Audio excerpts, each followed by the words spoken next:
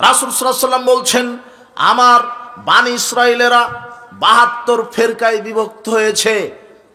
ওয়াতাফতারিকু উম্মতি আলা ৭৩ মিল্লাতান, আর মুসলিম উম্মতেরা বিভক্ত হবে ৭৩ ফেরকায়। কত ফেরকায়? ৭৩ ফেরকায়। আল্লাহ বলছেন কোরআন মাজিদে, যারা দিন ইসলামকে টুকরো টুকরো করে, বর্তমান পৃথিবীতে ইসলামকে টুকরো টুকরো করে অনেক দল উপদল হয়েছে, মৌলিক ৭৩টা ফেরকায় বিভক্ত হবে মুসলমানেরা। কুল্লুহুম ফিন্নার। রাসূল সাল্লাল্লাহু আলাইহি ওয়াসাল্লাম বলছেন ৭২ দল মুসলিম জাহান্নামে যাবে, ইল্লা মিল্লাতান ওয়াহিদাতান, এক দল মুসলিম, এক ফেরকার মুসলিম, তারা জান্নাতে যাবে। সাহাবীগণ জিজ্ঞাসা করলেন, মান হে রাসূলুল্লাহ, হে আল্লাহর রাসূল, সেই ফেরকা সেই দল কারা? রাসূল সাল্লাল্লাহু আলাইহি ওয়াসাল্লাম তখন বললেন, মা আনা আলাইহি ওয়া সাহাবী, আমি এবং আমার সাহাবী যার উপরে আছি তার উপরে যারা জীবন যাপন করবে তারা বিচারের মাঠে সরাসরি জান্নাতে চলে যাবে। রাসূল সাল্লাল্লাহু আলাইহি ওয়াসাল্লাম সাহাবায়ে কেরাম কার উপরে ছিলেন? কোরআন এবং হাদিসের উপরে। বলেন তো, তারা কার উপরে ছিলেন? কোরআন আর হাদিস।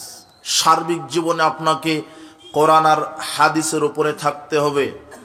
মুসলিম জাতি বিভিন্ন দল উপদলে বিভক্ত হয়ে যাবে, এর মধ্যে একটি দল হকের উপরে থাকবে, একটি দল নাজাত পাবে বিচার মাঠে সরাসরি। তারা ওরাই যারা সার্বিক জীবনে কোরআন এবং সহিহ হাদিস মেনে চলবে। আপনার এদেশের অধিকাংশ মানুষ ধর্ম আর বৈষয়িক জীবনকে আলাদা করে দেখছে, আলাদা মনে করছে। ইসলাম এক জিনিস, বৈষয়িক আর এক জিনিস, এটা মনে করছে। আপনি খুব ভালোভাবে বক্তব্যটা বোঝার চেষ্টা করেন। কি, এদেশের অধিকাংশ মানুষ ইসলাম ইবাদত, ঈমান বলতে, ইবাদত বলতে, ইসলাম বলতে শুধু মনে করে রমাদানে সিয়াম পালন করা এটা হলো ইবাদত, ৫ ওয়াক্ত সালাত মসজিদে গিয়ে আদায় করা ইবাদত, টাকা আছে হজ করা, হজ মৌসুমে ইবাদত, আপনার উমরা করা ইবাদত, তাসবিহ তাহলিল করা ইবাদত, কোরআন তেলাওয়াত করা ইবাদত। জি না, শুধু এগুলির নাম ইবাদত নয়, শুধু সালাতের নাম ইবাদত নয়, শুধু সিয়ামের নাম ইবাদত নয়, শুধু হজ করার নাম ইবাদত নয়, শুধু তাসবিহ পাঠ করার নাম ইবাদত নয়, শুধু কোরআন খতমের নাম ইবাদত নয়। ইবাদত কাকে বলে? ইবাদত কাকে বলে? ইবাদতের সংজ্ঞা কি? এক বাক্যে সংজ্ঞা আপনাকে মুখস্থ করে উঠতে হবে এখান থেকে। ইবাদত কাকে বলে? ইসলাম কাকে বলে? উত্তর, একজন মানুষ জন্ম থেকে মরা পর্যন্ত, একজন মানুষ জন্ম থেকে মরা পর্যন্ত যা কিছু করতে চাচ্ছে সেখানে একজন সত্তার বিধান অনুযায়ী করতে হবে, একমাত্র আল্লাহর বিধান অনুযায়ী করতে হবে। এর নাম হলো ইবাদত। ইবাদত কাকে বলে? মৃত্যু পর্যন্ত যা কিছু করবে আল্লাহর বিধান অনুযায়ী করবে, এর নাম ইবাদত। আল্লাহর পক্ষ থেকে যেই জীবন বিধান এসেছে সেটা হলো ইসলাম।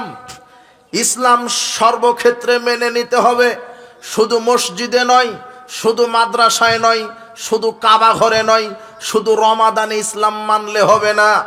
আপনাকে সালাত আদায় করতে হবে আল্লাহর বিধানে, সিয়াম রাখতে হবে আল্লাহর বিধানে, ব্যবসাও করতে হবে কার বিধানে? আল্লাহর বিধানে। আল্লাহর পক্ষ থেকে মনোনীত জীবন ব্যবস্থা ইসলাম। দেখেন আল্লাহ বলছেন সূরা ইমরান ১৯ নম্বর আয়াত, ইন্নাদ-দীনা ইনদাল্লাহিল ইসলাম, আল্লাহর পক্ষ থেকে মনোনীত জীবন ব্যবস্থা হলো ইসলাম। সূরা ইমরানের ৮৫ আয়াতে বলছেন, ওয়া মা ইয়াবতাগি গায়রাল ইসলামি দীনান ফালা ইউকবালা মিনহু ওয়া হুয়া ফিল আখিরাতি মিনাল খাসিরিন। যারা ইসলাম ব্যতীত অন্য কোনো মতবাদের পূজা করবে, অন্য কোনো মতবাদকে মেনে নিবে, যারা ইসলামকে বাদ দিয়ে অন্য কোনো মতবাদের উপরে নিজের জীবিকা নির্বাহ করবে, তার নিকট থেকে কোনো আমল আমি কবুল করব না, সে বিচার মাঠে ক্ষতিগ্রস্তদের অন্তর্ভুক্ত হবে। এই কথা আল্লাহ বলছেন। সার্বিক জীবন আমাকে কি মেনে নিতে হবে? ইসলাম। শিখেন, আমাকে সার্বিক জীবন ইসলাম মেনে নিতে হবে। আপনি এখনো কিছু বুঝতে পারেননি, এদিক ওদিক তাকানো বন্ধ করেন, কথা বলা বন্ধ করেন। আজকে ইসলামটা কি, ইবাদতটা কি, এটা শিখে এখান থেকে উঠতে হবে। আপনার ধৈর্য কামনা করছি, বিশৃঙ্খলা আপনি পরিহার করেন। আল্লাহ বলছেন, আফাতুমিনুনা বিবাদিল কিতাব ওয়া তাকফুরুনা বিবাদ, তোমরা কি কোরআনের এই ইসলামের কিছু মানবে আর কিছুকে প্রত্যাখ্যান করবে? তোমরা কি ধর্মের এই ইসলামের এই কোরআনের এই দ্বীনের কিছু মানবে আর কিছুকে প্রত্যাখ্যান করবে? ফামা জাযাউ মায়াফআল যালিকা মিনকুম ইল্লা খিজুন ফিল হায়াতিদ দুনিয়া ওয়া ইয়াউমাল কিয়ামাতি ইউরাদ্দুনা ইলা আশাদ্দিল আযাব। আল্লাহ বলছেন, যারা ইসলামের কিছু মানে আর কিছু মানে না, এদেরকে দুনিয়ার জীবনে এরা লাঞ্ছনায় পড়বে, আর কিয়ামতের দিন আমি এদেরকে কঠিন আযাবে নিক্ষেপ করব। তার মানে ইসলাম মানতে হলে সার্বিক জীবন ইসলাম মানতে হবে।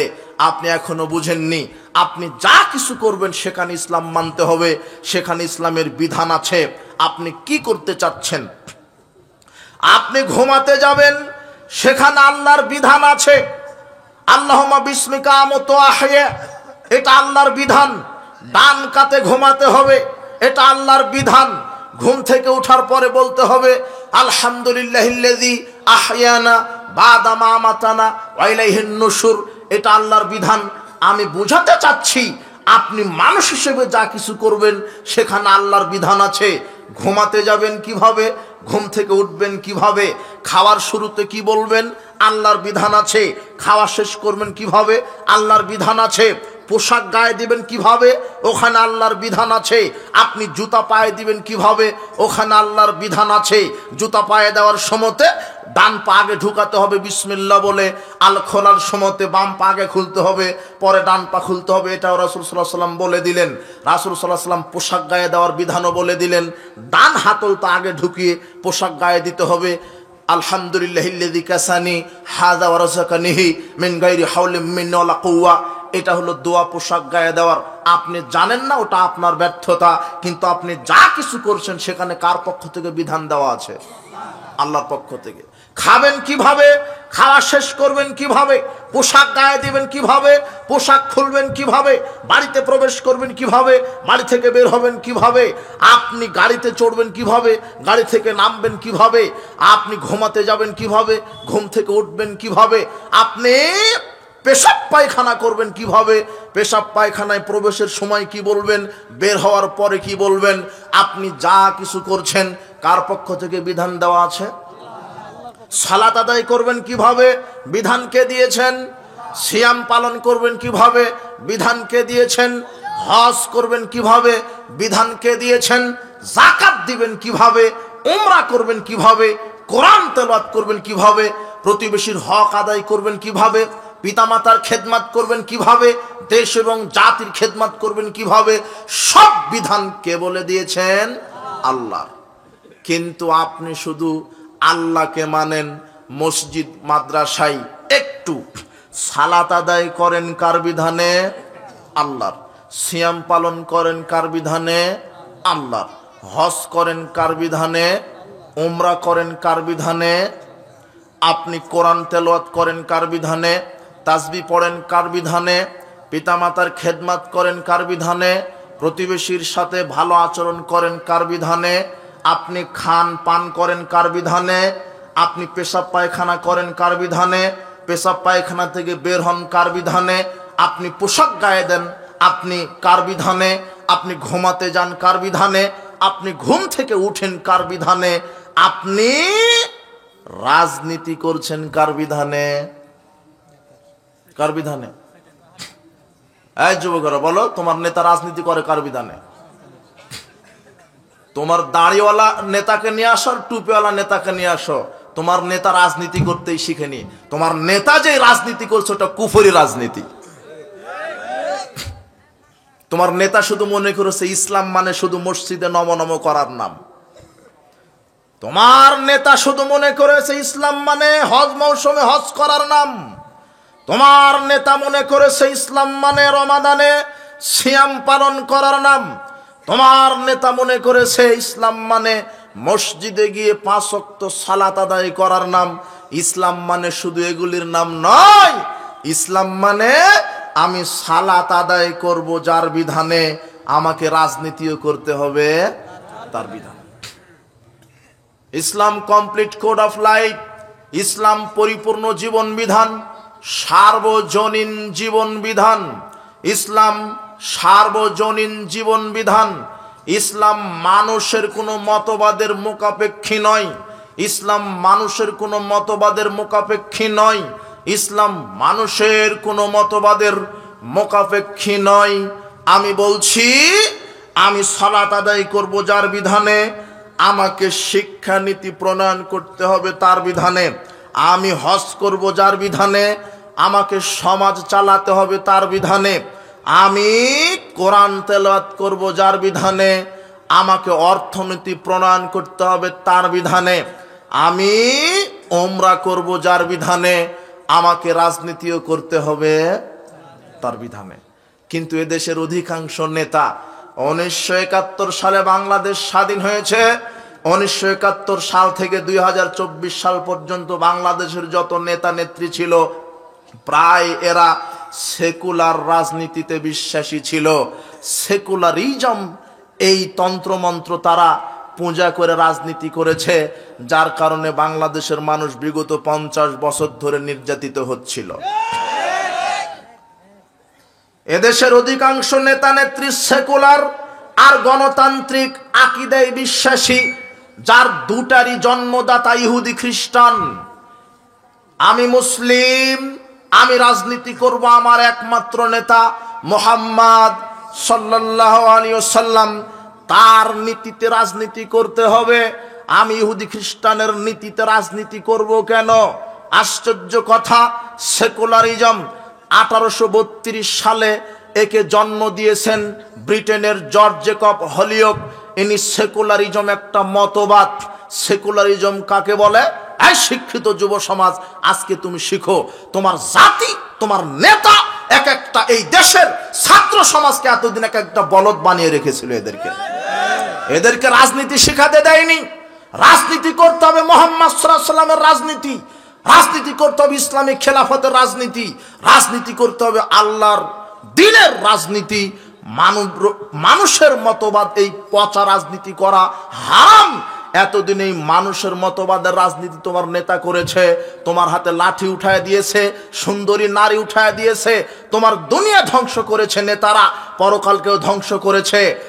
আজকে অধিকাংশ দেশের নেতা নেত্রী সেকুলার এবং গণতান্ত্রিক এই ডেমোক্রেসি আকীদায় রাজনীতি করছে, যার দুটারই প্রবক্তা জন্মদাতা ইহুদি খ্রিস্টান। রাসূল সাল্লাল্লাহু আলাইহি ওয়াসাল্লাম বলছেন, আমার মুসলিম উম্মতের ওই অবস্থা হবে যে অবস্থা ইহুদি খ্রিস্টানের হয়েছিল। ইহুদি খ্রিস্টান যেমন হবে, আমার মুসলিম উম্মত তেমন হবে। আজকে দেশের মানুষ 1971 সাল থেকে নামে মাত্র স্বাধীন আছে। এদেশের সব মানুষকে এই সেকুলার নেতারা বোকা বানিয়ে রেখেছিল। কেন? আমরা নামে মাত্র স্বাধীন, নামে মাত্র স্বাধীন, কিন্তু অফিস আদালত কোর্ট কাচারি, শিক্ষা অফিস আদালত কোর্ট কাচারি, রাস্তাঘাট মামলা মোকদ্দমা সব জায়গাতে আমাদের ইহুদি খ্রিস্টানের আইন মেনে গোলামি করা লেগেছে। আমরা শুধু নামে মুসলিম ছিলাম, আমরা শুধু নামে স্বাধীন ছিলাম। অফিস আদালতে গেলে ইহুদিদেরই আইন, শিক্ষাঙ্গনে গেলে তাদেরই তৈরি করা আইন মেনতে চলে হয়েছে, রাস্তাতে চলতে গেলে তাদেরই আইন মেনে চলা হয়েছে। জিনা, আমি মুসলিম, আমার দেশের নেতা মুসলিম, আমার একজন নেতার আদর্শ মেনে চলতে হবে, তার নাম মুহাম্মদ সাল্লাল্লাহু আলাইহি ওয়াসাল্লাম। আমি কখনোই মানবরচিত মতবাদের উপর ভিত্তি করে আমি রাজনীতি করতে পারি না। আমি সালাত আদায় করব যার তরিকায়, রাজনীতি করব তার তরিকায়। আমি সালাত আদায় করব মুহাম্মাদের তরিকায়, আমি রাজনীতিও করব মুহাম্মাদের তরিকায়। আমি সালাত আদায় করব মুহাম্মদ সাল্লাল্লাহু আলাইহি ওয়াসাল্লামের তরিকায়, আমাকে রাজনীতিও করতে হবে মুহাম্মদ সাল্লাল্লাহু আলাইহি ওয়াসাল্লামের তরিকায়। শুধু মসজিদে আল্লাহকে মানব, রাজনীতিতে যদি আমি ইহুদি খ্রিস্টানকে মেনে চলি, আল্লাহ বলছেন তোমাকে দুনিয়াতে লাঞ্ছনা দিব, পরকালে কঠিন শাস্তিতে নিক্ষেপ করব। এদেশের অধিকাংশ মুসলিম নেতা হোক আর খ্রিস্টান নেতা হোক আর হিন্দু নেতা হোক, সবাই ইহুদি খ্রিস্টানের মতবাদের উপরে বিশ্বাসী হয়ে রাজনীতি করছে। শোনো হে যুব সমাজ, এদেশের নেতাদের আকীদা সেকুলার মন মাইন্ডের, সেকুলারিজম, এই মতবাদে এরা রাজনীতি করে। সেকুলারিজম কি? এই যুবকরা শোনো, ব্রেনটাকে ফ্রেশ করো। দেখো সেকুলার নেতাদের আকীদা ছিল এতদিন, এই 52 বছর ধরে এরা এই আকীদাতেই তোমাকে প্রতিপালন করেছে। দেখো সেকুলারিজমের সঙ্গে বলছে, secularism is the belief that religion should not be involved in the organization of society education. এদের আকীদা সেকুলারিজম, ধর্মনিরপেক্ষতাবাদ। এটা এমন একটা বিশ্বাসের নাম যে ইসলামকে আমরা সংগঠনে ঢুকতে দিব না। এদেশের রাজনৈতিক নেতাদের বিশ্বাস ইসলাম ধর্মকে আমরা সংগঠনে ঢুকাতে দিব না, শিক্ষা নীতিতে ঢুকাতে দিব না, সমাজ নীতিতে ঢুকাতে দিব না। এরপরে বলছে, সেকুলার নেতারা বলছে religion should not be allowed to come into politics. জি না, ধর্মকে রাজনীতিতে ঢুকাতে দেওয়া উচিত নয়, ইসলামকে রাজনীতিতে ঢুকাতে দেওয়া উচিত নয়। রাজনীতি করব আমাদের মতো করে, ইহুদি খ্রিস্টানের মতবাদে আমরা রাজনীতি করব। ইসলাম যদি রাজনীতির ভিতরে ঢুকায় দিই তাহলে তো আমরা বড় বড় বোতল খেতে পারবো না, চুরি দুর্নীতিও করতে পারবো না। এই চুরি করা, দুর্নীতি করা আর বড় বড় বোতল খাওয়ার জন্য এরা ইহুদি খ্রিস্টানের নীতিতে, রাজনীতিতে বিশ্বাসী হয়েছে। তারা বলছে religion should not be allowed to come into politics. না না, রাজনীতিতে ইসলাম ঢুকাতে আমরা দিব না। It is merely a matter between man and God. এটা শুধু মসজিদ মাদ্রাসায় বান্দারা নম করবে, এটাই হলো ইসলাম। ইসলাম মানে শুধু মসজিদে সালাত আদায় করার নাম। জি না, ইসলাম মানে শুধু সালাত নয়, ইসলাম মানে সালাত চলবে যার তরিকায়, রাজনীতিও হবে তার তরিকায়। এটা হলো ইসলাম। ইসলাম পরিপূর্ণ জীবন বিধান। আমার স্রষ্টা আল্লাহ, আমার ভালো মন্দ কল্যাণ কোথায় আছে জানেন কে? আল্লাহ। মানব রচিত বিধান কোশ্চেন কালো মানুষের কল্যাণ বয়ে আনতে পারে না। মানুষের জ্ঞানে ত্রুটি আছে। কুলিল হাক্কু মির রাব্বিকুম, অথচ আল্লাহ বলছেন আল্লাহর পক্ষ থেকে যা আছে সেটা ত্রুটি মুক্ত, সেটা হক, সেটা সত্য। কখনো মানব রচিত বিধান দিয়ে এই দুনিয়াতে ইসলাম, এই দুনিয়াতে শান্তি প্রতিষ্ঠিত হতে পারে না। সেকুলারদের আকীদাই ছিল শিক্ষা ব্যবস্থায় ধর্ম ঢুকাতে দেওয়া যাবে না। তাই তো শিক্ষা সিলেবাসে বানরবাদ আর এই লুচ্চামি আর এই সমকামিতা শেখানোর মাধ্যমে এদেশে বাংলাদেশকে এরা জেনার স্বর্গরাজ্যে পরিণত করতে চেয়েছিল। এরা শিক্ষা জীবনে ধর্ম রাখেনি। 1 থেকে মাস্টার্স বিসিএস ক্যাডার পর্যন্ত এরা ধর্ম রাখেনি। তাই তো একটা বিশেষ ক্যাডার হওয়ার পরও জানাজার দোয়াটা সে শিখতে পারেনি, সূরা ফাতিহা শিখতে পারেনি, আর ওযু করাই শিখেনি। আর তুমি যেই নেতার ক্যানভাস করে বেড়াও, ও ওযু করা জানে না, তোমাকে কি শিখাবে ও? তুমি ওই নেতার পেছনে ছুটো কেন? যেই নেতার মুখে দাঁড়িয়ে নাই প্যান্টাকনোর নিচে কত নারীর সাথে জেনার সম্পর্ক আছে। যেই নেতা শুধু তোমাকে দুনিয়া পূজারি শিখায়, সালাতের কথা বলে না, সিএমের কথা বলে না, ইসলামের কথা বলে না, এই নেতার পিছনে ছুটো না। তোমার এই দুনিয়া ধ্বংস হবে যুবক, পরকালও ধ্বংস হবে। তোমাকে শিখাই এই সেকুলারদের আকীদাই এরকম, এদেশের নেতাদের আকীদাই এরকম যে আমরা ইসলামকে রাজনীতিতে ঢুকাতে দিব না, শিক্ষা জীবনে ঢুকাতে দিব না। অর্থনীতিতে যদি ঢুকাতে দিই তাহলে সুদ তো হারাম হয়ে যাবে। সামাজিক ব্যবস্থা যদি ইসলামে ঢুকাতে দিই তাহলে তো আমাদের মেয়ে, এদেশের নারীকে উলঙ্গ করে ঘুরতে দেওয়া যাবে না। উলঙ্গ করে ঘোরাবে। নারী ক্ষমতায়নের নামে নারীকে রাস্তায় নেমে দিয়েছে। মা বোনেরাও ধর্ম বুঝতে পারেনি, অথচ ইসলাম নারীকে রাজরানীর মতো রাখতে চেয়েছে। ইসলামে রুজি ইনকামের মাধ্যম, রুজি ইনকামের ক্ষমতা দিয়েছেন শুধু পুরুষদেরকে। পুরুষরা রুজি ইনকাম করে তাদের স্ত্রীদেরকে খাওয়াবে, স্ত্রীরা রাজরানী হয়ে ঘরে বসে খাবে। কিন্তু এই পচা জাহেলিয়াত এই নারীদেরকে রাজরানী থেকে চাকরানি বানিয়ে ছেড়েছে। এরা নারীদেরকে রাস্তায় নামিয়েছে, নারীদেরকে কলকারখানায় নামিয়েছে। এটা নাকি নারী ক্ষমতায়নের নাম। এই ক্ষমতায়নের নামে ধর্ষণ বেড়ে গেছে, জেনা বেড়ে গেছে। তোমার নেতা সংসদে বিল পাশ করেছে বাল্য বিবাহ হারাম।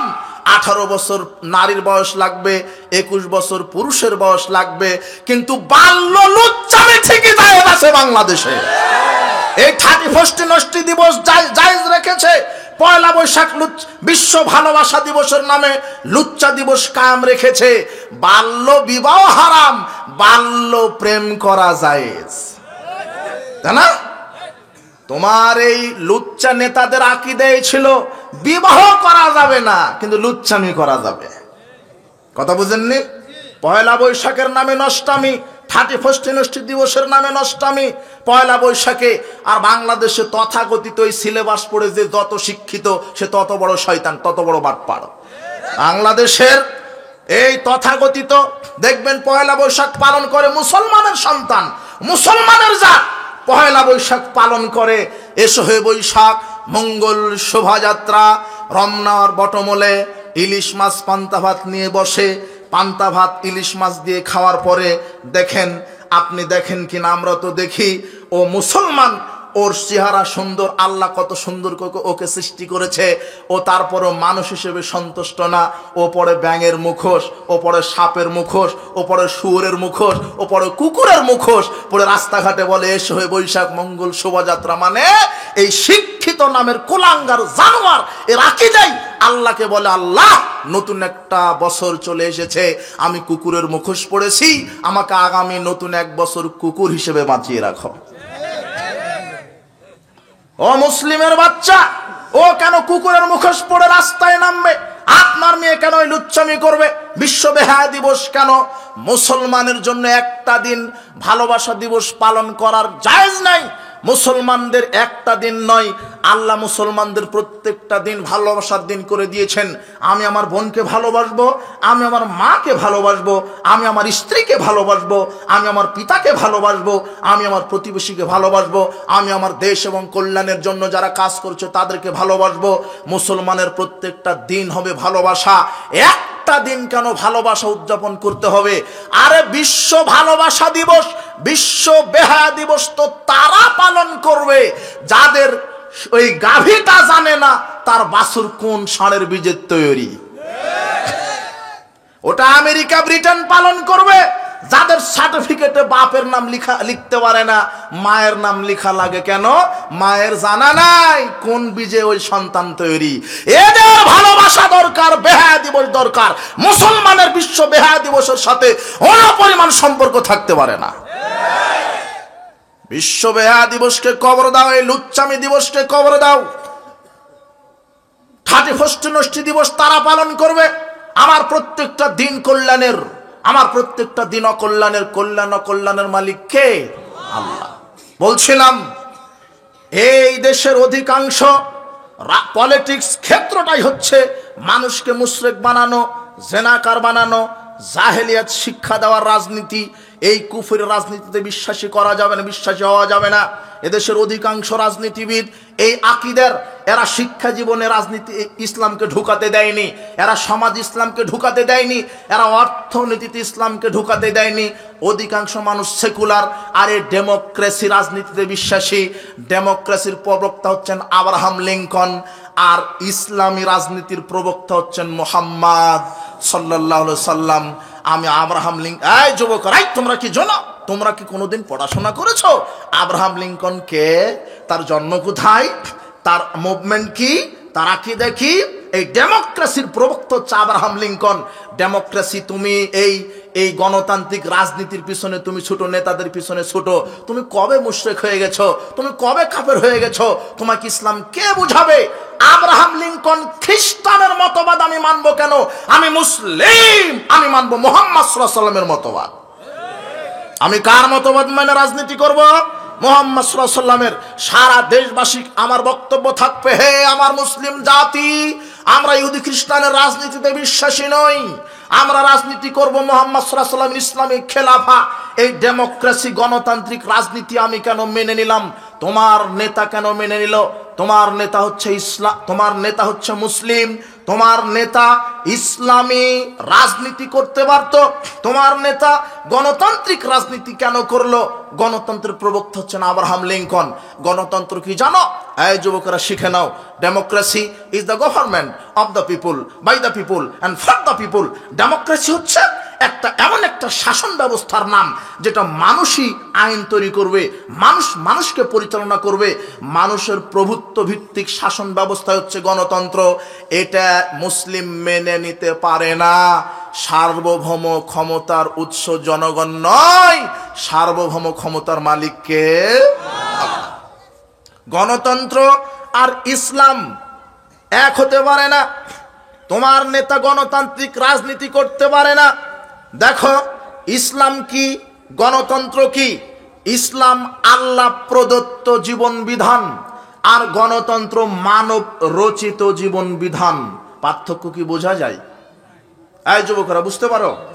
দেখো, তোমার নেতাকে শিখায় দিবা যে গণতন্ত্র হারাম, চিরদিন হারাম, মানুষের তৈরি করা মতবাদ, আর আমার মতবাদ হবে ইসলাম রসুলের তরিকা। গণতন্ত্র মানুষের তৈরি করা, আর ইসলাম আল্লাহ প্রদত্ত। ইসলাম কোথা থেকে? আল্লাহ প্রদত্ত। এক। দুই নম্বর পার্থক্য, গণতন্ত্র হচ্ছে মানুষের তৈরি করা আইন, আর ইসলাম হচ্ছে আল্লাহর ওহী। এটা হচ্ছে ইসলাম। গণতন্ত্রে মানুষ চলবে মানুষের বিধানে, আর ইসলামে মানুষ চলবে কার বিধানে? গণতন্ত্র হচ্ছে মানব রচিত আইন, ইসলাম হচ্ছে আল্লাহ প্রদত্ত আইন। গণতন্ত্রে অধিকাংশের রায় চূড়ান্ত, আর ইসলাম হক, ওহির বিধান যেটা সেটা চূড়ান্ত। গণতন্ত্রে সার্বভৌম ক্ষমতার উৎস জনগণ, আর ইসলামে সার্বভৌম ক্ষমতার উৎস আল্লাহ, সার্বভৌম ক্ষমতার মালিক আল্লাহ। গণতন্ত্রে মানুষ চলবে মানুষের বিধানে, আর ইসলামে মানুষ চলবে কার বিধানে? বাংলাদেশের এই 20 কোটি মানুষ এখন কার বিধানে চলে? আল্লাহর। আরে আল্লাহর না, কার বিধানে? মানুষের। অথচ তোমার নেতা মুসলিম। কথা বুঝতে পারো নি তুমি? তোমার নেতা মুসলিম, তোমার নেতা মোনাফেক। তোমার নেতা মুসলিম না, তোমার নেতা মোনাফেক। আমি চলবো আল্লাহর বিধানে। গণতন্ত্র কুফরি মতবাদ, গণতন্ত্র কুফরি মতবাদ, ডেমোক্রেসি কুফরি মতবাদ, ডেমোক্রেসি কুফরি মতবাদ, এটা হারাম। এর উপরে কোনো মুসলিম এই ডেমোক্রেসি রাজনীতিতে বিশ্বাসী হতে পারে না। আর একটা কথা, গণতন্ত্রের নেতা নির্বাচন হয় ইলেকশনে। গণতন্ত্রের নেতা নির্বাচন হয় কিভাবে? ইলেকশন। আর ইসলামের নেতা নির্বাচন হবে সিলেকশন। কি? এই যুবকেরা শিখো, আজকে শিখে যাও। ইসলামের নেতা নির্বাচন হবে সিলেকশন। কি? আর গণতন্ত্রের নেতা নির্বাচন হয় কিভাবে? ইলেকশন। ইলেকশন মানে এই যে পচা ভোটতন্ত্রের পদ্ধতিতে। কথা বুঝতে পারোনি? এই যে প্রচলিত ভোট পদ্ধতি, এটা হলো হারাম। শোনেন, প্রচলিত এই যে ভোট পদ্ধতি, আপনাকে বলছি, এইদিকে শোনেন, প্রচলিত যে ভোট পদ্ধতি, এটা হলো হারাম। কি করে? কিভাবে হারাম? ইসলামের সিলেকশনে নেতা নির্বাচন হবে। সিলেকশন মানে বাছাই করা। কি করা? বাছাই। সিলেকশনের মাধ্যমে যদি নেতা নির্বাচন করেন, তাহলে যোগ্য লোককে আপনি নেতা হিসেবে দেখতে পাবেন। আর ইলেকশনের মাধ্যমে যদি নেতা নির্বাচন করেন, তাহলে যত চোর, দুর্নীতিবাজার, ডাকাত, এদেরকে নেতা হিসেবে দেখতে পাবেন আপনি। কিভাবে? ইলেকশন শুরু হয়েছে, ভোট পদ্ধতি। ভোট পদ্ধতিতে টাকার খেলা। একটা চেয়ারম্যান হতে 1 কোটি টাকা খরচ করতে হয়। কয় কোটি? 1 কোটি টাকা। অমুককে কিনো, অমুককে গুম করো, অমুককে মারো, আমাকে এই ক্ষমতায় থাকতে হবে। এটা গণতন্ত্র। তার মানে দেখেন, ভোট পদ্ধতি, ইলেকশনের কারবার দেখেন। ইলেকশনে অযোগ্য লোক ক্ষমতায় আসে কিভাবে? এই খুঁটিটা আল্লাহ ভীরু, পরহেজগার, আল্লাহ ভীরু, তাকওয়াশীল, পরহেজগার, কোরআন হাদিসের পণ্ডিত, এই খুঁটিটা দাঁড়িয়েছে এমপি পদপ্রার্থী। আর এই খুঁটিটা হলো মুচি, একজন মুচি যে জুতা সেলাই করে, জুতাতে তালি লাগায়, জুতাতে রং দেয়, এ হলো মুচি। এও দাঁড়িয়েছে এমপি পদপ্রার্থীতে।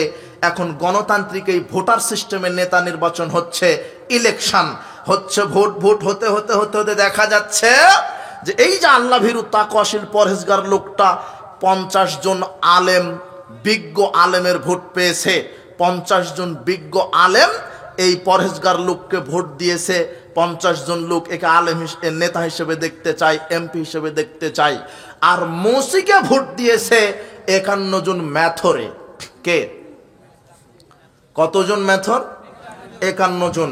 গণতান্ত্রিক সিস্টেমে তোমার এমপি নেতাকে বলো, বলো নেতাকে? মুচি। এটা হলো গণতান্ত্রিক পদ্ধতি। এই অযোগ্য লোক ক্ষমতা যাবে ভোট বেশি হলে। আর সিলেকশনে যদি হয়, কোনদিন এদেশের জ্ঞানবান লোক মুসির কথা মুখে নিবে না। সিলেকশন কি ইসলামের নেতা নির্বাচন কি? ইসলামের নেতা নির্বাচন হলো যোগ্য 10 জন ব্যক্তি এক মঞ্চে বসে একটু গবেষণা চিন্তা করবে কাকে বাংলাদেশের প্রধানমন্ত্রী বানানো যায়, একটু ভেবে চিনতে তারপরে রায় দিবে, হ্যাঁ অমুক ব্যক্তি ডিগ্রিধারী, আল্লাহ ভীরু, কোরআন হাদিসের পণ্ডিত, বিজ্ঞ আলেম, আমরা একেই দেখতে চাচ্ছি প্রধানমন্ত্রী হিসেবে। কই নেতা নির্বাচন করতে সময় লাগলো না। এই পরিবেশ তৈরি করতে হবে, বাংলাদেশের 20 কোটি মানুষকে এই বক্তব্যের মাধ্যমে সতর্ক করতে হবে যে আমরা পচা ইহুদি খ্রিস্টানের নীতিতে রাজনীতি করতে চাই না, আমরা ইসলামী খেলাফতের রাজনীতি করতে চাই, আমরা সিলেকশনের মাধ্যমে নেতা দেখতে চাই, ইলেকশনের মাধ্যমে নয়। আপনি এই যে অযোগ্য লোককে ভোট দিয়ে নেতা নির্বাচন করলেন, ভোটের আরেকটা ফজিলত আছে। ভোটের আরেকটা ফজিলত কি জানেন? একেবারে সবচেয়ে বড় ভোটের ফজিলত হচ্ছে আপনি ভোট দিয়ে যাকে নেতা নির্বাচন করেছেন ও যতদিন নেতা থেকে যত চুরি ডাকাতি দুর্নীতি করবে সবার সমপরিমাণ গুনাহ আপনার খাতাতেও যোগ হবে। না বোঝেননি মনে হয়? আপনার ভোটেও কি দুর্নীতিবাজ হওয়ার সুযোগ পেয়েছে? কথা বুঝেননি? আপনার ভোটেও মদ খাওয়ার সুযোগ পেয়েছে, আপনার ভোটেও চুরি করার সুযোগ পেয়েছে। ও যা কিছু পাপ করবে সমপরিমাণ পাপ কার যাবে? আপনার আমল নামাতেও যাবে। এটা হলো ভোটের ফজিলত। আর সিলেকশনটা কি বলে দিব, অমুক ব্যক্তিকে আমরা, এটা হচ্ছে ইসলামী খেলাফা। এই পরিবেশ তো আহলে হাদিসদের রাজনীতি এটাই, ইমারত এবং খেলাফত, ইমারত এবং খেলাফত, এটা হচ্ছে আহলে হাদিসদের রাজনীতি। আপনি বলবেন তাহলে এটা কিভাবে সম্ভব? হ্যাঁ, এটা দাওয়াতি কাজের মাধ্যমে সম্ভব। আমরা দাওয়াতি কাজে আকীদা আমল সংস্কারের মাধ্যমেই এই দেশে ইসলাম প্রতিষ্ঠিত হবে ইনশাআল্লাহ। এটা আহলে হাদিস আলেমেরা বিশ্বাস করে। আকীদা আমল পরিবর্তনের মাধ্যমেই আমরা বিশ্বাস করি নূহ আলাইহিস সালাম 950 বছর দাওয়াত দিয়েছিলেন। আমরাও বিশ্বাস করি এইভাবে দাওয়াত দিতে দিতে যেদিন বাংলাদেশের মানুষ সঠিক ইসলামটা বুঝতে পারবে সেদিন অটোমেটিক্যালি বাংলাদেশে ইসলাম কায়েম হবে ইনশাআল্লাহ। এইভাবে বুলেট ব্যালটের মাধ্যমে নয়, অমুককে গুম করো, অমুককে হটাও, অমুকের নামে মামলা দাও, এটাই হলো গণতন্ত্রের ফজিলত। জি না, আমরা বিশ্বাস করি ইসলাম কায়েম হবে আকীদা আমল সংস্কার সংশোধনের মাধ্যমে। হে যুব সমাজ, কান খাড়া করে শুনে রাখো, ইসলাম প্রতিষ্ঠিত হবে ইসলামের তরিকায়, ইসলাম প্রতিষ্ঠিত হবে ইসলামের তরিকায়, ইসলাম প্রতিষ্ঠিত হবে রাষ্ট্রীয়ভাবে ইসলামী তরিকায়। ইহুদি খ্রিস্টানের পচা তরিকায় ইসলাম কখনো বাংলাদেশে কায়েম হতে পারে না, সুযোগ নেই। আমি ইসলাম প্রতিষ্ঠিত করব আব্রাহাম লিঙ্কনের পদ্ধতিতে? না, বোঝা যায়নি মনে হয়। ছেলেরা বোঝনি তুমি? আমি ইসলাম প্রতিষ্ঠিত করব আব্রাহাম লিঙ্কনের এই গণতন্ত্রের মাধ্যমে না মুহাম্মদ সাল্লাল্লাহু আলাইহি ওয়াসাল্লামের ইসলামী খেলাফার মাধ্যমে? কোনটা বোঝো? কিছু ঘেলু আছে তোমার মাথায়? আমি ইসলাম দেখতে চাই তো আব্রাহাম লিঙ্কনের পদ্ধতিতে? তোমার হুজুর 2টা ভোটের লোভে মণ্ডপ উদ্বোধন করতে চলে গেছে তোমার হুজুর। শোনো, ইব্রাহিম আলাইহিস সালাম মণ্ডপে গেছেন মূর্তি ভেঙে ফেলার জন্য, আর তোমার নেতা মণ্ডপে যায় মূর্তি উদ্বোধন করার জন্য। রাত দিন আকীদার পার্থক্য আছে। তোমার নেতা মণ্ডপে যে গীতা পাঠ করে, আর মুহাম্মদ সাল্লাল্লাহু আলাইহি ওয়াসাল্লাম লাঠি দিয়ে মূর্তি ভেঙে সমান করে দেয়। মোহাম্মদ, তোমার নেতা আবার বলছে যেহেতু আমি সেকুলার রাষ্ট্রের নেতা সেহেতু আমাকে সবকিছুই মেনে নিতে হবে। আরে গণতান্ত্রিক পদ্ধতিতে যারা বাংলাদেশে নেতা হবে এরা হবে ঘর জামাই নেতা, এরা হক কথা বলতে পারবে না। তোমার নেতা বলছে জাতীয় সঙ্গীত এটা জাতীয় ইস্যু, কিভাবে আমরা বন্ধ করতে পারবো? জাতীয় সঙ্গীত বন্ধ করতে হবে। আপনি নেতৃত্বের চেয়ারে বসলেন কেন? আপনি মুসলিম, জাতীয় সঙ্গীত শিরকি সঙ্গীত। ওমা তোমার আকাশ তোমার বাতাস আছে, ওটা দুর্গা মার বাতাস নয়, দুর্গা মার আকাশ নয়, ওটা হলো আমার আল্লাহর আকাশ। আমি নেতা, আমাকে বলতে হবে সংসদে কি জন্য আপনি সেকুলার রাষ্ট্রের নেতা হতে গেলেন কেন? আরে নেতা হওয়ার তো এই প্রপোজটা, নেতা হওয়ার প্রস্তাবটা মুহাম্মদ সাল্লাল্লাহু আলাইহি ওয়াসাল্লামকেও দেওয়া হয়েছিল। আবু জেহেল উতবা সাহেবা গিয়ে বলছেন আপনি গাড়ি চাবেন, বাড়ি চাবেন, টাকা চাবেন, কি লাগবে আপনার? আমরা নেতা বানিয়ে দেব আপনাকে। গোটা মক্কার আমরা আপনাকে নেতা বানিয়ে দিব, আপনি কি চাইবেন, শুধু শর্তটা কি, আপনি 1 বছর আমাদের মূর্তির পূজা করবেন, আমরা 1 বছর কাবা ঘরের ইবাদত করব। তখন রাসূল বলছেন, না না না না না, আমি তো ঘর জামাই নেতা হতে রাজি নই। কথা বুঝতে পারেনি মনে হয় যুবক। মুহাম্মদ সাল্লাল্লাহু আলাইহি ওয়াসাল্লাম বলছে, জিনা লাকুম দিনুকুম ওয়ালিয়া দিন, জিনা তোমাদের দিনের ফল তোমরা ভোগ করো, আমার দিন ইসলাম, আমি ইসলামের ফল ভোগ করব। হয় ইসলাম থাকবে আর মূর্তি এই কবর বন্ধ হয়ে যাবে। এখন অনেকে বলতে পারে যে আপনি যে বললেন যে মূর্তি ভেঙে দিতে, তো হিন্দুর মণ্ডপে গিয়ে মূর্তি ভেঙে দিতে হবে না, ইসলাম এরকম না। ইসলাম যখন বাংলাদেশ সংবিধানে রাষ্ট্রীয়ভাবে কায়েম হবে, এদেশে হিন্দুরাও বসবাস করবে, খ্রিস্টানেরাও বসবাস করবে। ইসলামের নীতি হবে তখন তাদেরকে জিজিয়া কর দিয়ে বসবাস করতে হবে। তারা জিজিয়া দিয়ে তাদের ধর্ম তারা পালন করুক, তারা মূর্তি পূজা করুক, তারা গরু পূজা করুক, তারা আগুন পূজা করুক, তারা সাপ বেজি পূজা করুক, কোনো সমস্যা নেই, তাদের ধর্মে বাধা দেওয়া যাবে না। আর আল্লাহ বলছেন সূরা আনামের 108 আয়াতে, শোনো হ্যাঁ পৃথিবীর মুমিন মুসল্লি, তোমরা ইহুদি, খ্রিস্টান, হিন্দু এদের দেবদেবীকে গালি দিবে না। তোমরা যদি তাদের দেবদেবীকে অজ্ঞতাবশত গালি দাও, তারাও অজ্ঞতাবশত তোমাদের আল্লাহকে গালি দিবে। কাজেই তোমরা তাদেরকে গালি দিও না, সঠিকটা প্রচার করো, তাদের মূর্তি ভাঙো না। যদি তারা ট্যাক্স দেয়, যদি তারা কর দেয়, এটা হলো ইসলাম সাম্য সম্প্রীতি সৌহার্দ্যপূর্ণ শান্তির ধর্ম। এদের সবাই বাস করবে, হিন্দু, ইহুদি, খ্রিস্টান বাস করবে, কর দিয়ে জিজিয়া দিয়ে বাস করবে। যখন ইসলাম রাষ্ট্রীয়ভাবে কায়েম হবে, আমরাও চাই ইসলাম রাষ্ট্রীয়ভাবে কায়েম হোক। রাজনীতি করা ফরজ, রাষ্ট্রীয়ভাবে ইসলাম কায়েম হোক, এটা আমরা চাই। আমরা সেটা চাই নবীর তরিকায়। কার তরিকায়? নবীর তরিকায়। এদেশে ইহুদি থাকবে, খ্রিস্টান থাকবে, হিন্দু থাকবে, তারা নিজ নিজ ধর্ম পালন করবে। কিন্তু তাই বলে কোন মুসলমান বিজাতিদের ধর্মের জন্য 1 সেকেন্ড সময় ব্যয় করতে পারবে না। তোমার নেতা ধর্ম বুঝেনি, তোমার নেতা বলছে মাদ্রাসার ছাত্র দিয়ে মন্দির পাহারা দিব। জি না, কোন মুসলিম জাতি, কোন মুসলিম ব্যক্তি 1 সেকেন্ডের জন্য বিজাতীয় ধর্মকে সাহায্য করতে পারে না। 1 সেকেন্ডের জন্য মূর্তি পাহারা দিবে মুসলমান, এটা কি ভাবা যায়? তোমার নেতা ধর্মই বুঝেনি, তোমার নেতা ধর্মই বুঝেনি, তোমার নেতা ক্ষমতার লোভে, ভোটের লোভে পাগল হয়ে গেছে। এটাই হলো গণতন্ত্রের ফজিলত। কখনো হিন্দু সাজা লাগবে, কখনো খ্রিস্টান সাজা লাগবে, কখনো বৌদ্ধ সাজা লাগবে, কখনো হিজড়া সাজা লাগবে, কখনো ঘর জামাইয়ের ভূমিকা পালন করা লাগবে। এর নাম গণতন্ত্র, ধোঁকাতন্ত্র, ভণ্ডতন্ত্র একটা। কথা বুঝেছেন? কোন মুসলমানের বাচ্চা 1 সেকেন্ডের জন্য হিন্দুদের মূর্তি পাহারা দিতে পারে না, পারে না, পারে না। আমার ছেলেরা মূর্তি পাহারা দিবে মানে হিন্দুরা মারা গেছে নাকি? হিন্দু ধর্ম হিন্দু পালন করবে, ইসলাম আমরা পালন করব। এটা মুসলিম দেশ, এদেশে ইসলাম থাকবে, হিন্দুও থাকবে। তবে হিন্দু থাকবে, খ্রিস্টান থাকবে, সব থাকবে। ইসলাম আমরা চাই ক্ষমতায়, তারা ট্যাক্স দিয়ে, কর দিয়ে থাকবে, তাদের উপর নির্যাতিত হবে না। 1 শ্রেণীর এই কুলাঙ্গার, এই নাফরমানেরা বলছে ইসলাম যদি ক্ষমতায় যায় তাহলে হিন্দুদের কি হবে আর আমাদের স্ত্রীদের কি হবে, ল্যাংটা করে তো আর ঘোরানো যাবে না। মায়ের চাইতে মাসির দরদ কি বেশি এদের। হিন্দুদের কি হবে? হিন্দুরা তাদের ধর্ম মেনে নিবে, তাদের ধর্ম পালন করবে, কোনো বাধা নাই। আল্লাহ বলছেন তাদের ধর্মে বাধা দিবা না। কিন্তু যখন রাষ্ট্রীয়ভাবে ইসলাম কায়েম হয়ে যাবে, তখন এদেশে বিজাতিরা থাকবে কি দিয়ে? কর দিয়ে দিবে, তারা স্বাধীনভাবে বসবাস করবে। এটা হলো ইসলাম।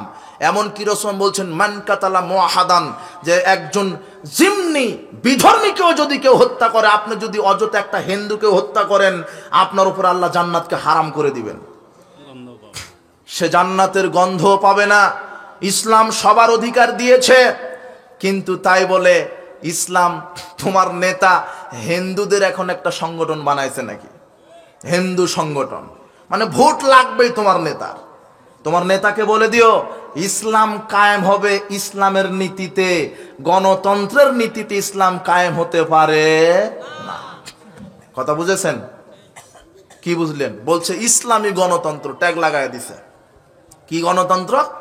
ইসলামী গণতন্ত্র। ইসলামী গণতন্ত্র টাক লাগা দিলে গণতন্ত্র জায়েজ হয়ে গেল? আমি যদি বলি ইসলামী গাঁজা ফ্যাক্টরি, তার গাঁজা জায়েজ হয়ে যাবে না?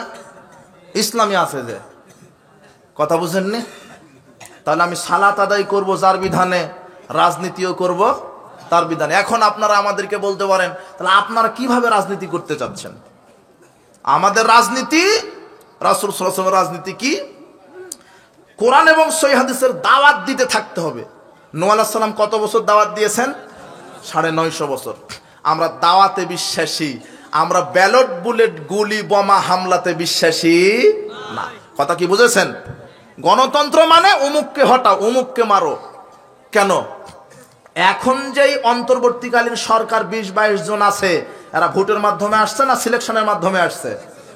তো এইভাবে যদি 1 বছর চলে আপত্তি আছে না? বলছে আর আপত্তি আছে, আমাকে ঘোটাঘুটি করে ক্ষমতায় যেতে হবে, না হলে চুরি করা যাবে না। কথা বুঝেননি? আমাকেই যেতে হবে। এই দেখেন আর কয়েক মাস না যেতে এরা ঠেলাঠেলি লাগাই দিবে, ভোট দেন, ঘোষণা দেন, ঘোষণা দেন, এইদেরকে এখন টেনে নামাবে। কথা বুঝেননি? শোনেন, আর একটা কথা বলে গেলাম, লিখে রাখেন কলমে। আমরা বলছি 17 বছর জুলুমের মধ্যে ছিলাম। অন্তর্বর্তীকালীন সরকার আজকে যদি ঘোষণা দেয় যে আগামীকাল ভোটের মাধ্যমে আমি আবার সরকার নির্বাচন করার সুযোগ দিলাম, বাংলাদেশের মানুষ আবার 2 চোখে দেখতে পাবে যেই লাউ সেই কদু। এক নেতা গেছে এক জালেম, আর এক জালেম এসে বসবে। তোমার আমল আমরা চিনি না? তুমি দাড়ি টুপি লাগা রাজনীতি করেছো, সুদ বন্ধ করতে পারোনি, তোমাকে চিনা নাই। তুমি নারীর আসলের তলে ঢুকেছো একবার, ওর আসলের তলে ঢুকেছো একবার। অথচ রাসূল সাল্লাল্লাহু আলাইহি ওয়াসাল্লাম বলছেন, লা ইউফলিহু কওমুন ওয়ালা ইমরাতুহুম আমরুহুম ইমরাতান। ওই জাতি কোশ্চিন কালেও সফল হতে পারে না, কল্যাণ পেতে পারে না, যেই জাতির নেতা হয় একটা মহিলা।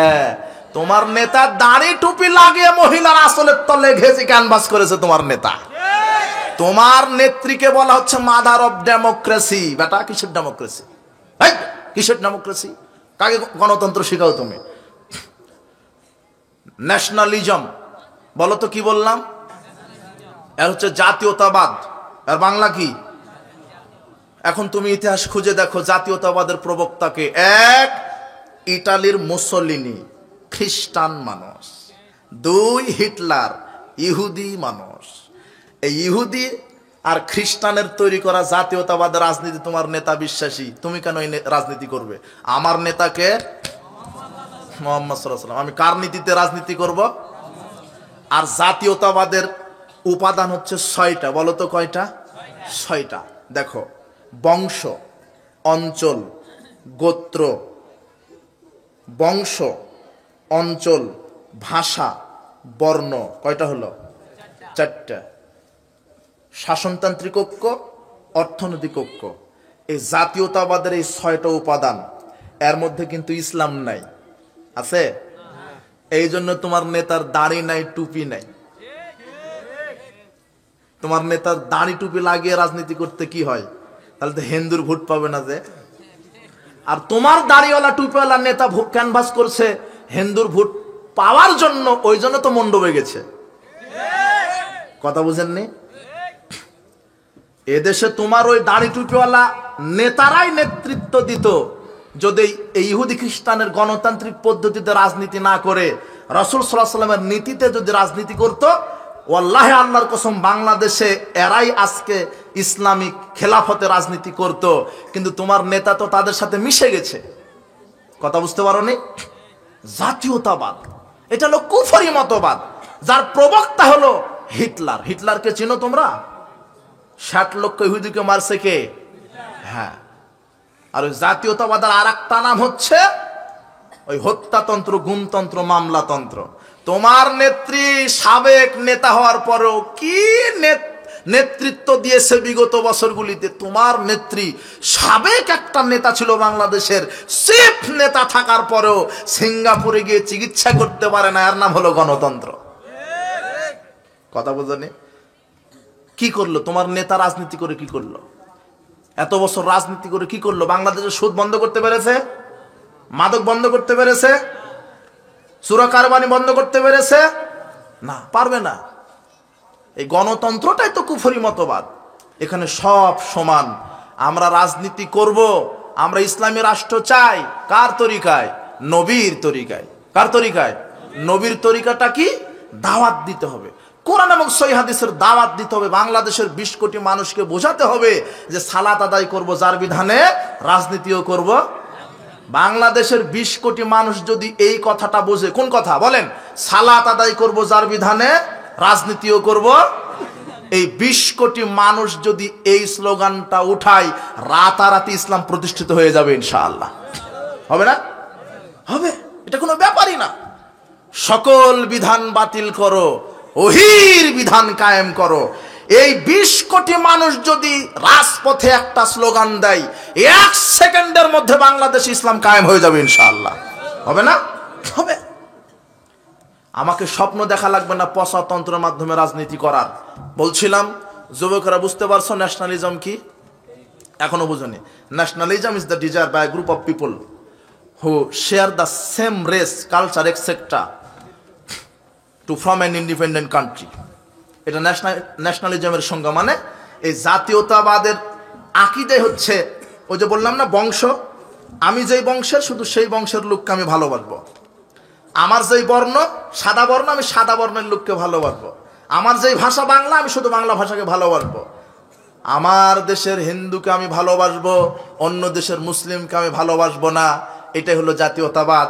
এটা একটা সংকীর্ণতা মতবাদ, সংকীর্ণ মতবাদ। এই মতবাদের সাথে ইসলামের কোনো সম্পর্ক নাই।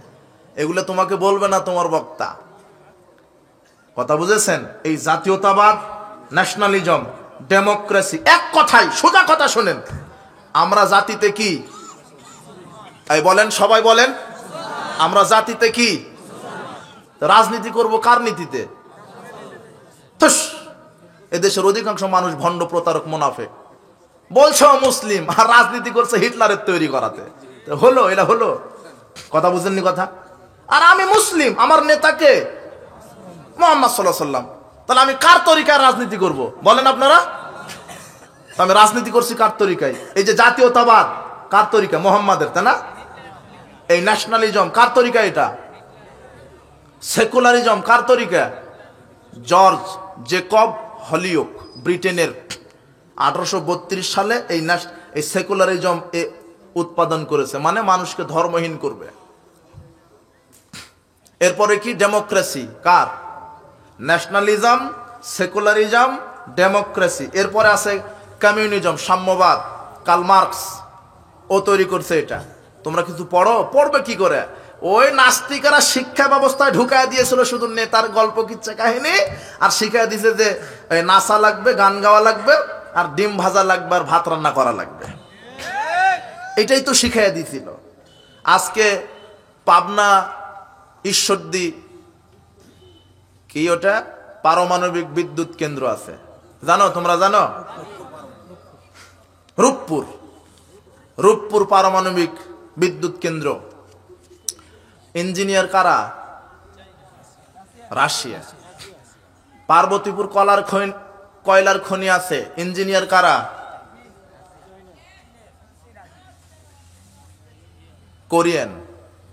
কোরিয়ান যারা, তারা হচ্ছে পার্বতীপুর কয়লা খনির কি ইঞ্জিনিয়ার। এরপরে মেট্রো রেল তৈরি হলো, ইঞ্জিনিয়ার কারা ছিল? জাপান। পদ্মা সেতুর ইঞ্জিনিয়ার কারা ছিল? চায়না। এরা হলো ইঞ্জিনিয়ার। আর বলো তো এদেরকে ডিম ভাইজা দিছে কারা? চা বানায় দিছে কারা? কাপড় ইস্ত্রি করে দিছে কারা? টয়লেট পরিষ্কার করে দিছে কারা? বুঝেছ? এই গণতান্ত্রিক, এই সেকুলার নেতারা এটাই চাইছিল, বাংলাদেশের জনসাধারণকে ডিম ভাজা, চা বানানো আর জুতা সেলাই করা শিখাবে, আর তাদের ছেলেদেরকে টাকা খরচ করে লন্ডনে পড়াবার নেতৃত্ব দিবে। মানে এক একটা টাটকা শয়তানি শিক্ষা ব্যবস্থা চালু করেছিল এরা। কথা বুঝনি তুমি? ওদের মাথায় এটাই ঢুকেছিল যে না, এরা শুধু ভাত রান্না করবে, ঝাড়ু দিবে, ইঞ্জিনিয়ার হবে ওরা। কথা বুঝনি তুমি? আবার এই চাঁপাইনবাবগঞ্জ যুব সমাজ, ছাত্র সমাজকে আমি বলে যাচ্ছি, রাস্তায় নামো, আবার নেমে এবারে স্লোগান দাও, আমরা সংসদে 300টা সিট আছে, আমরা এখন দেখতে চাচ্ছি টুপি দাঁড়িয়েওয়ালা আলেম ওলামাদেরকে, আর সংবিধান হিসেবে দেখতে চাচ্ছি কোরআন আর হাদিসকে। এই স্লোগানে মাঠে নামো, না হলে তোমরা এই যে সমন্বয়ক সেজেছ, দুদিন পরে তোমাদেরও পাছার চামড়া থাকবে না, বলে দিলাম। কথা বুঝেছ? যেই খাদে ওরা পালাইছে ওই খাদে তোমাদেরকেও পালাতে হবে। তোমরা শোনো, হে চাঁপাইনবাবগঞ্জের যুবকেরা, ছাত্ররা, যুব সমাজ, তোমরা শোনো, এই মুগ্ধ জীবন দিয়েছে, আবু সাইদ জীবন দিয়েছে, এই লুচ্চা, এই সিনেমাখুর, নাট্যখুর, এই হারামখুরদেরকে মন্ত্রী হওয়ার জন্য নয়। আবু সাইদ জীবন দিয়েছে, মুগ্ধ জীবন দিয়েছে, আর অনেকে জীবন দিয়েছে। এই কি যেন একটা ফারুকি লুচ্চা, এ আবার উপদেষ্টা হলো। চেনো চেনো তোমরা? ফারুকি না কি, ওর ফারুকি, সারোয়ার ফারুকি। এ ট্রান্সজেন্ডার ইস্যুকে এ সমর্থন করেছিল। এ বলেছিল জিন্স থাকবে, প্যান্ট থাকবে, নগ্ন থাকবে, বোরখাও থাকবে না। কি তোমরা কি করলে আন্দোলন করে? ওই তাদের সময় মমতা সংসদে গান গাইছে, তাদের সময় সিনেমাখুর, গানখুর, লুচ্চাখুর, ক্রিকেটখুর মন্ত্রী ছিল। তো এখনো তো তোমরা আন্দোলন করে হারামখুরদেরকে মন্ত্রীতে বসায় রাখছো। তোমরা কি করলে? তোমরা কি করলে? কি করলে তোমরা? আশ্চর্য কথা। শোনো, হুঁশিয়ার করে দিলাম, আমরা তোমাদেরকে ধন্যবাদ জানাই, সাধুবাদ জানাই তোমাদের আন্দোলনকে, কিন্তু তোমরা ইসলামটা বুঝতে পারোনি গো, তোমরা তাওহীদটা বুঝতে পারোনি গো। একজন দাড়ি টুপিওয়ালা লোককে রাখছে মন্ত্রী হিসেবে, একজন, শুধু খালি একটু এই কি দড়ি পাকাবে বলে ওকে রাখছে, আর বাকি যা আসছে সব দাড়ি, চাঁচা, প্যান্ট টাকনুর নিচে, ওযু করা জানে কিনা সন্দেহ আছে, নামাজ ঠিক মতো পড়ে কিনা সন্দেহ আছে। কি অপরাধ আলেম ওলামার? আলেম ওলামার রাজনীতি জানে না? রাজনীতি আসো, আলেম ওলামা তোমাকে শিখাই দিবে। ইংরেজিতে কথা বলো, এই তোমার অহংকার। আসো আলেমদের কাছে, ইংরেজিতে হলুদ পেশাব করা ছাড়বে তোমাকে। তুমি ইংরেজিতে কথা বলতে পারো, এই কথা এই পর্যন্ত শেষ। উর্দুতে পারো না, আরবিতে পারো না, তুমি কেমিস্ট্রি পারো, আসো আলেমদের কাছে, শিখাই দিবে। তুমি কয়টা রাজনীতি শিখেছো? আরে রাজনীতির কিতাবই তো কোরআন, আল্লাহ শিখিয়েছেন। এদেশের স্কলার, রাজনীতিবিদ, অর্থনীতিবিদ, সমাজবিদ, যোগ্য নেতা হচ্ছেন এই দেশের আলেম ওলামা। আমরা ছাত্র সমাজকে বলছি, তোমরা আন্দোলন করতে শিখেছো, আমি ধন্যবাদ জানাই, মারহাবা জানাই, তোমাদের আত্মত্যাগকে মারহাবা জানাই, তোমাদের জন্য দোয়া করি, তোমাদের ভবিষ্যৎ আল্লাহ উজ্জ্বল করুন। তোমরা রক্ত দিতে শিখেছো, ন্যায্য অধিকার আদায় করতে শিখেছো, কিন্তু তোমরা এখন বলো, বাংলাদেশের সব ছাত্র সমাজ মাঠে নেমে বলো যে আমরা সংসদে দেখতে চাই সংবিধান হিসেবে কোরআন আর হাদিস, আর নেতা হিসেবে দেখতে চাই আলেম ওলামাকে। ঠিক আছে না? বাস, সোজা কথা। আর ইসলাম নেতার পরিবর্তন চায় না, নীতির পরিবর্তন চায়। নীতি ঠিক রাখতে হবে। নেতার পরিবর্তন হয়ে কি হবে যদি নীতিরই পরিবর্তন না হয়? আজকে ভোট পদ্ধতি দিবা, আর একটা সুর এসে বসবে ওখানে। কথা বুঝেননি? নেতার পরিবর্তন না, নীতির পরিবর্তন। ও নেতাই থাক। ওই যে শেখ হাসিনার একটা ছেলে আছে, কি নাম? জয়। ও প্রধানমন্ত্রী হোক, দাড়িটা ছেড়ে দিক, টুপি পড়ুক, আলখাল্লা পড়ুক, হজ করে আসুক, আর সংবিধান হবে কোরআন আর হাদিস। স্কুল, কলেজ, মাঠে ময়দান, রাস্তাঘাট সব জায়গাতে চলবে। বিবাহ, বৈঠক, বৈষয়িক জীবন, রাজনৈতিক জীবন, সব জীবন চলবে কোরআন আর হাদিস অনুযায়ী। আর উনি সব আলেম ওলামাকে নেতা হিসেবে বসাবেন। কি আমরা মেনে নিতে রাজি না? রাজি, কোনো সমস্যা নেই। কিন্তু এই জাহেলিয়াত আর চলার সুযোগ দেওয়া যাবে না। ছাত্র সমাজ তোমরা সাবধান হও। আর অনেক কথা বলার ছিল। কোন দলের প্রতি আমাদের আক্রোশ নাই, রাজনীতি করা ফরজ। কার তরিকায় রাজনীতি হবে? রসুলের তরিকায়। ইসলামী খেলাফা, ইসলামী জীবন ব্যবস্থা আমরা চাই। সার্বিক জীবন ইসলামী খেলাফা চাই আমরা। ইসলাম, কোরআন হাদিসের আদর্শ আমরা বাস্তবায়ন করতে চাই। আপনারা এটা চান কি না? চাই। কাজে আল্লাহর কাছে দোয়া রাখবেন। ছাত্র সমাজকে আবারও বলছি, জি না, এইভাবে চলবে না। তোমরা আন্দোলন করো। আবার তোমরা এদের কাছে বিক্রি হয়ে গেছো। এই যে রাজনীতিবিদরা আছে এরা তোমাদেরকে আবার তাড়িয়ে দিবে, তোমরা শক্ত হও। বলছিলাম আপনারা বসেন, উঠে যায় না, আমি শেষ করে দিব।